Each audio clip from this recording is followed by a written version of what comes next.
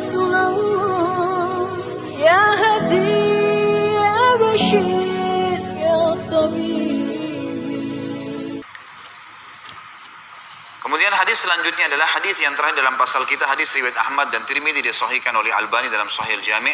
Tentu ini disahihkannya oleh Imam Ahmad dan Tirmidzi sudah cukup buat kita.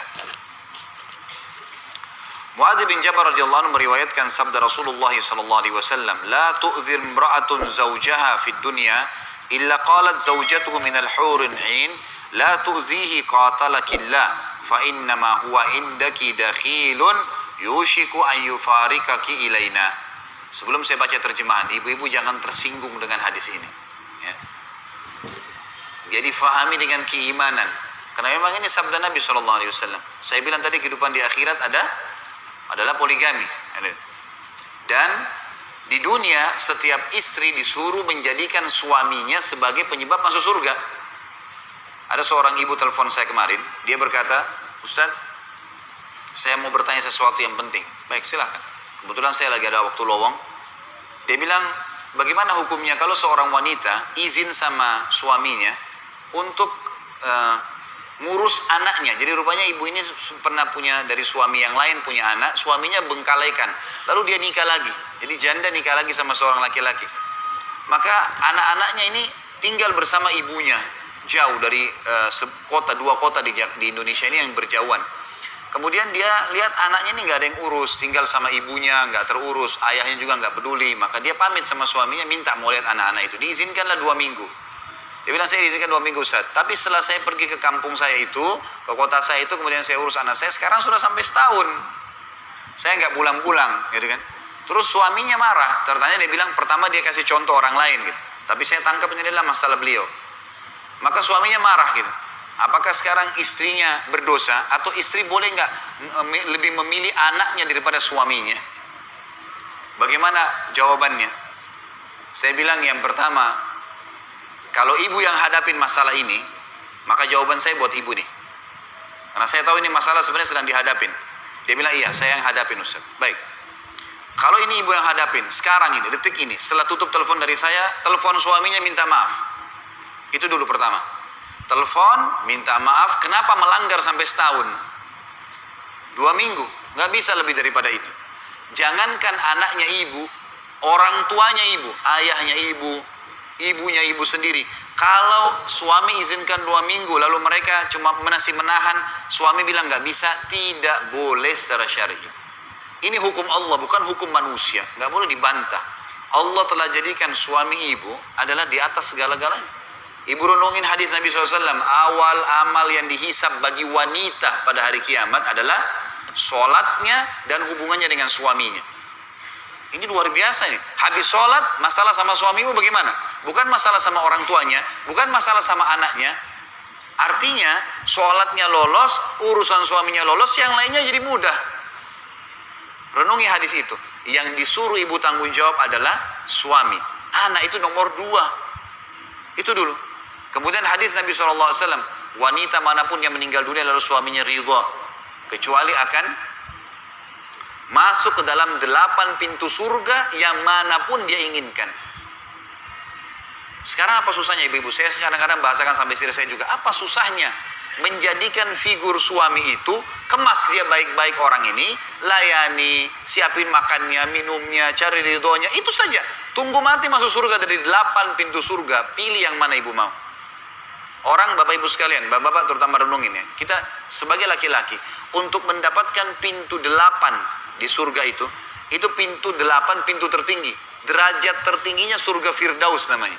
Di sana 4 golongan, para nabi-nabi. Ini Bapak-Bapak sama saya sudah tertutup peluangnya. Nggak ada lagi peluang jadi nabi, nggak mungkin. Para syuhada itu Bapak-Bapak sekalian, saya sama Bapak harus tinggal di medan perang, tunggu musuh bunuh kita, itu pun kalau ikhlas. Orang-orang yang siddiq, jujur, tidak pernah dusta seumur hidup. Ada sini yang tidak pernah dusta seumur hidup? Di antara sahabat yang dapat julukan siddiq berapa orang? Yang jelas-jelas Abu Bakar. Yang lain tidak ada julukannya nih. Dan orang-orang saleh ini setiap hari nangis, ibadah terus sama Allah. Duduk di masjid, baca Al-Quran, tidak ada dosanya. Ibu-ibu hanya mati suaminya ridho. Ridho itu merasa kehilangan, merasa sedih, istrinya selama ini layani dia, itu saja. Mati, masuk dari 8 pintu surga, boleh dia pilih pintu mana. Hah? Makanya syaitan selalu menjadikan masalah sama suami nih. Ya. Apa saja dibuat masalah, apa saja marah, apa saja tersinggung, gitu kan? Makanya saya selalu ingatkan istri saya pribadi, saya bilang sama istri saya, hati-hati. Hati-hati syaitan masuk ke pintu-pintu yang kadang-kadang tidak perlu marah, tidak perlu cemburu, tidak perlu iri. Tapi masuk syaitan, karena merusak. Kunci kamu di saya, kalau saya ridho selesai nih. Urusannya semua selesai. Kenapa nggak kemas baik-baik suami menjadi manusia, menjadi penyebab saya masuk surga? Bukan karena dia, tapi karena Allah. Jangan berkeluh kesah terlalu banyak. Kalau suaminya zalim, doakan. Kalau memang dia fasik, buruk, memang boleh. Pindah ke suami yang lain, minta kepada Allah diberikan orang yang saleh. Bisa, supaya kita menghabiskan umur kita pada hal yang positif, gitu kan? Pada hal yang baik, itu yang kita maksudkan. Dan kalau ada dua wanita, ada satu wanita yang menikah dengan dua laki-laki. Misal, ini contoh kasusnya saja, hadis Ummu Salamah radhiyallahu anha. Beliau mengatakan, ya Rasulullah, kalau ada seorang wanita memiliki dua suami, suami yang pertama meninggal, bukan cerai, kita tidak bahas masalah cerai, suami pertama meninggal, kemudian menikah lagi dengan suami yang kedua. Kira-kira di surga nanti bersama dengan yang mana? Sebentar, saya tidak minta jawaban. Saya yang akan memberikan jawaban. Apa kata Nabi SAW? Dia akan bersama dengan yang paling baik akhlaknya dan ilmunya, imannya. Jadi yang dua orang ini bukan yang terakhirnya saja. Ada penjelasan masalah terakhir, tapi riwayat ini lebih kuat. Menjelaskan kalau dua orang ini kasal tidak cerai, mati suaminya, dia sudah nikah lagi sama laki-laki lain, maka dia akan ikut dengan yang paling baik akhlaknya. Jadi kalau yang meninggal pertama lebih baik, ya sudah dia ikut dengan yang pertama. Jadi saking besarnya pengaruh suami itu, ya, sampai nggak boleh keluar tanpa izinnya. Kan? Kalau meninggal dengan dia ridho masuk surga, melayaninya. Apa kata Nabi SAW? Wanita manapun yang menjaga 5 waktu sholatnya, nggak disebutin sholat sunnah. Azan, subuh, duhur, asar, maghrib, isya. Kalau ibu mengerjakan sunnah itu plus, akan ada banyak tambahan. 5 waktu sholat, azan 10 menit. Puasa Ramadan, gak diikuti dengan puasa sunnahnya. Puasa sunnah berarti plus, hanya Ramadan. Dan melayani dan mentaati suaminya pada hal yang ma'ruf. Bukan pelanggaran agama. Temani saya, ayo ke ibu yuk, ayo ke ayah yuk, ayo ke sini yuk. Iya. Kecuali pada saat dia meninggal, dia pasti akan masuk surga. Dari 8 pintu surga dia bisa pilih yang mana dia mau masuk. Jadi fadilah yang sangat besar. Lalu untuk apa ibu-ibu membangkang nih? Untuk apa marah hanya karena lupa dibawain bunga kah, pesanan kah? Tidak sempat ditemanin ke acara perkawinan lah. Itu sesuatu yang kecil, urusan dunia. Bagaimana orang ini ridho, Tuhan saya ridho. Seperti kasus orang tua kita. Orang tua kita mau marah-marah, ya, mau dia orangnya buruk akhlaknya, kita sebagai anak harus bagaimana? Bakti.